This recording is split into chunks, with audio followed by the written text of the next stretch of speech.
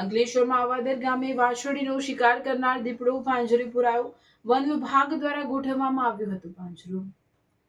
અંકલેશ્વર તાલુકાના આવાદર ગામમાં ગત રાત્રે દીપડાના આતંક બાદ વન વિભાગે સફળ રેસ્ક્યુ ઓપરેશન હાથ ધરી દીપડાને પાંજરે પૂરવામાં સફળતા મેળવી હતી.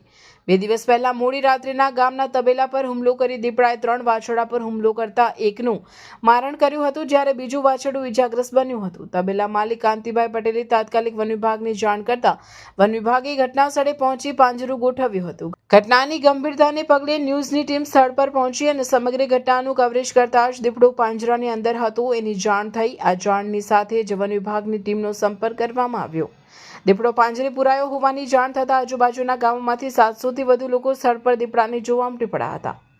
અંકલેશ્વરના ફોરેસ્ટ ઓફિસર ભાવેશભાઈ મોભેએ જણાવ્યું હતું કે વન વિભાગે તાત્કાલિક રેસ્ક્યુ ઓપરેશન હાથ ધરી દીપડાને સુરક્ષિત રીતે પાંજરે પૂર્યો છે અને હવે તેને સુરક્ષિત જંગલ વિસ્તારમાં ખસેડવાની કાર્યવાહી હાથ ધરવામાં આવી રહી છે. પરંતુ હજી સાવચેતી રાખવી જરૂરી બની રહે છે. પરંતુ ગ્રામજનોની અજીબ પ્રતિક્રિયા. બીજી તરફ ગામના રહેવાસી રમેશભાઈ પટેલે જણાવ્યું કે ગામમાં ચોરીનો ડર, શેરડીને નુકસાન કરતા સુવરનો ત્રાસ અને હડકાયેલા કૂતરાઓમાં દીપડાનો ડર ભયંકર હતો. એ ગામની સીમ ભૂલી ગયા હતા. વન વિભાગ દ્વારા દીપડાને તાત્કાલિક સુરક્ષિત સ્થળે ખસેડવાની તજવીજ હાથ ધરાઈ છે. પિંજરું ખસેડતા ગામમાં શાંતિનો માહોલ જોવા મળ્યો હતો. રિપોર્ટર રવિ સૈયદ, અંકલેશ્વર. આવાદર ગામે અમારો તબેલો આવેલો છે, જ્યાં અમે ગીર ગાય રાખેલી છે. ગત રાત્રિના વાડાની અંદર ગીર ગાય અમારી બહારના વાડામાં પૂરેલી હતી. એ પૈકી રાતના 2-1 વાગ્યાના ગાળામાં દીપડાએ અચાનક હુમલો કરતા 3 વાછરડીઓનું ઈજા પહોંચાડેલી. તે પૈકી 1 વાછરડીનું મારણ કરેલું હતું અને ફાડીને ખાઈ ગઈ હતી. ત્યારબાદ સાંજના સમયે વન વિભાગના આ વાતની જાણ કરતાં વન વિભાગે સવારે મુલાકાત લીધી હતી અને સાંજના 5 વાગ્યાના અરસામાં તેઓ આવીને પિંજરું મૂકી ગયા હતા.